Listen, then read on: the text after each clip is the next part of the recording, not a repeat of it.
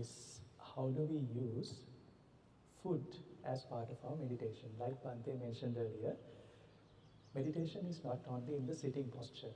And also, meditation, we have one word for meditation, but then this is a very limiting word because it can mean anything.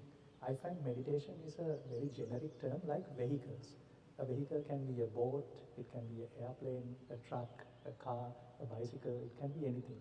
So the same way meditation, if you look into the old Vedic or yoga philosophy, there are few words: pratyahara, pranayama, dharana, dhyana, samadhi. In English, they are called meditation. And in Buddhism, kayanupassana, vedanupassana, chittanupassana, dhammanupassana, meditation. So what I wanted to mention is that the word meditation or mindfulness can be very limiting because it's a very nuanced idea and a very deep idea. But that's fine.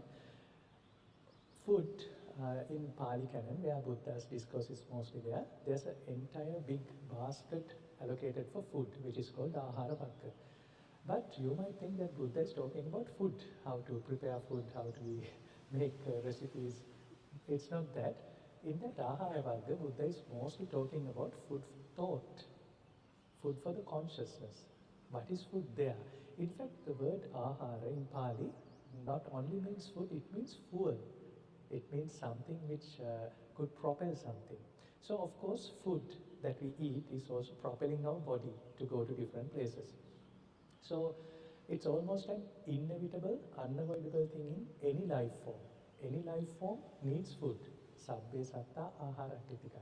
In fact, every life form is dependent on food. So we can't avoid that thing, and it makes it a wonderful point for our meditation because we can't avoid it. It's a wonderful place that we can meditate. Simply like breathing, we can't avoid it. You can't hold on your breath forever. We have to breathe. So it's a fantastic way to meditate because we have to do it whether you like it or not. So food is again something like that. But then what is food can be a very different idea based on where you come from. Now, there's this monk about in our monastery, Lake Monastery. He went on a long retreat to Quebec, a 10-day retreat. And when he came back, he was saying, for the last 35 years of my life, I have been eating rice. But these 10 days, I was deprived of rice. I don't feel like I ate properly. So, depending on where you come from, food can be a very different idea. For some people, it's a very exotic meat that people will be very disgusted of. For some people, it's rice, bread, flour, whatever. It can be a very different idea. But regardless, we know that we need to have something. And when we eat, there's also great pleasure in it. So monks are supposed to be minimalistic, like Bhante mentioned earlier, and be very happy with less. Less is more. So monks are supposed to have 4 things: food, clothing, a place to live, and medication.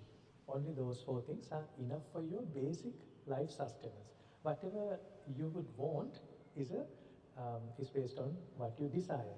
So if you are to survive, you need your food, and there's a bowl for that. You need clothing to stay away from the heat, warmth, mosquitoes, bugs.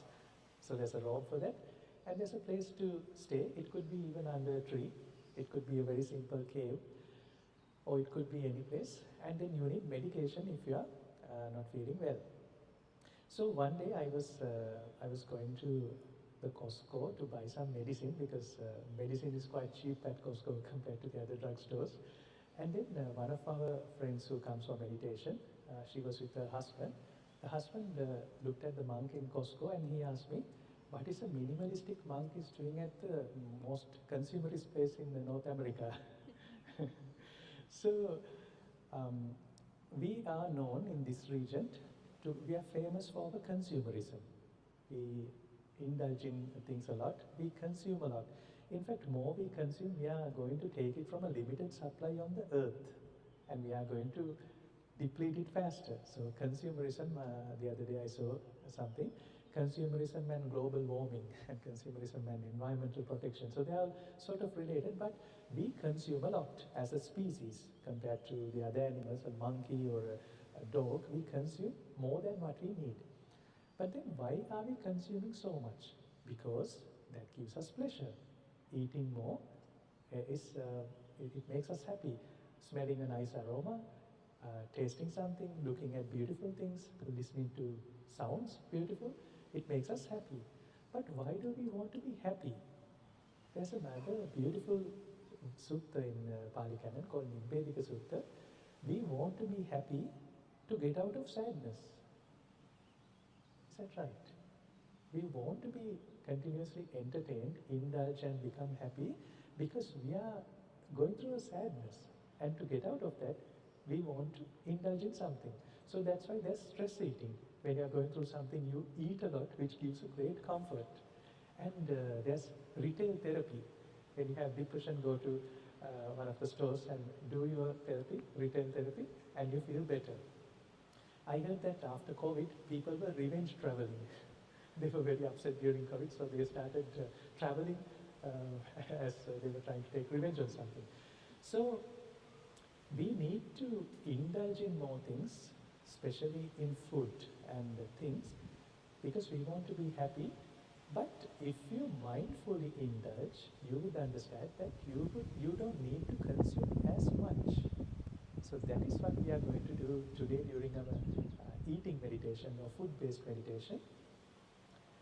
We are going to take time, like Bhante mentioned again. There's no point of thinking about the history of this food, where it is coming from, how it was made, what's the history and culture behind that. We can think about that, it's nice, but not today. We don't want to think about what would that food do to me. Is it going to give me more calories? Is it going to give me something? We don't want to think too much about it. We are going to stay with this continuous changing stream of thoughts, consciousness, sensory experience. So we are going to sort of stay away from the other sensory inputs like our sound and eyes, images that we see, and we are going to limit it to our organoleptic senses. Organoleptic means nose, mouth, and even the texture that you feel in mouth. So we are going to take time in eating this food slowly and mindfully. We are not concentrating on a particular taste. We are going to be very observant. When I have to talk about walking meditation, I will further elaborate on that part. But we are not going to focus on a particular food taste or an aroma. We are going to observe what are we eating mindfully. And how do we do that? The best way to do that is to take a bite and chew it for a few times, 10 to 15 times, 20 times if possible. You keep chewing that, you would see the impermanence, how it starts as something and then it's changing over time. And then you will also feel that there's so much in it. There are so many different variations that I haven't previously noticed. So another reason that the modern day people can't be very satisfied with food is that you're eating, but your mind is not really there. It's on TikTok or Instagram or on the TV, or you're talking to someone. People love talking and eating. So it is good. It's very social. That's all there. But today we are going to stay away from talking also. We are getting into our own silo. No phones, no nothing, no other sensory distractions. We are going to stay completely with our food. And unknowingly, more than these elder meditators, kids are better known for doing that. I don't know, most of you are adults here. If you can remember the most tastiest food that you have ever tasted were when you were a kid. And that food wasn't even very expensive, it was very simple, like a popsicle like a small stove, or something really simple. But how and why is it so delicious and tasty? Why we have that memory? Because we were completely 100% indulging on that. So let's do a mindful indulgence. A mindless indulgence is overconsumption. A mindful indulgence is exactly the amount that we need, both for our mind and for our body.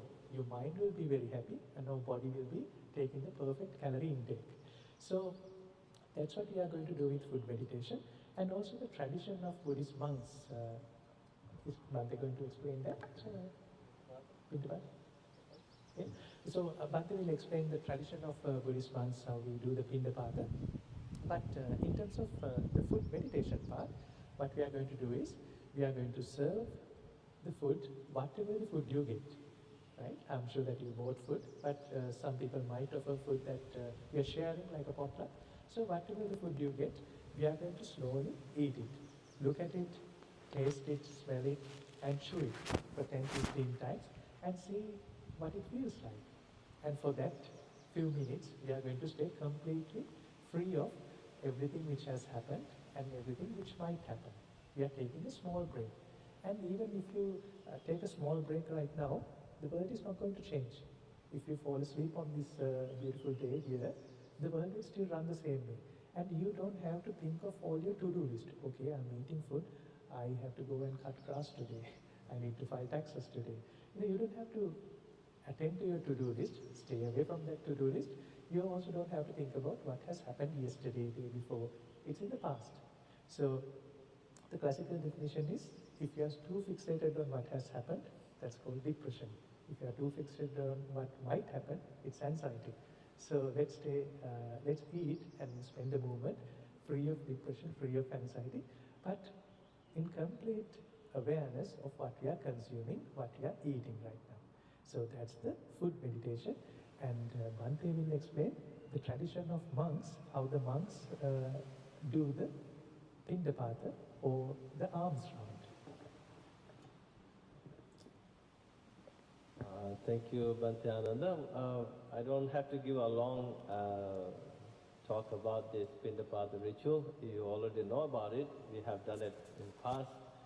So it's, as we have a bowl, we call it patra. And ancient time, even today, in Buddhist countries, especially in Thailand, you see the monks who go on Pindapata early in the morning. So people line up, they serve food to the monks. It's considered a good karma and sharing something with the monks. And so today, intentionally, we did not bring any food for us. But if you have brought your own lunch, and if you would like to share just a bit of your lunch with the monks, I kindly request you to line up. Maybe you can line up along the trees, and we will come to you to receive your generosity. And after that, we are going to do our own mindful eating, and you could do your mindful eating as well. Okay, so you could line up to share something with the monks. Okay, everyone, so we're gonna end by 2, right? Which is not that long. Okay, so if anyone, it's free of charge, but anyone wants to donate, welcome to do so. All the proceeds were donated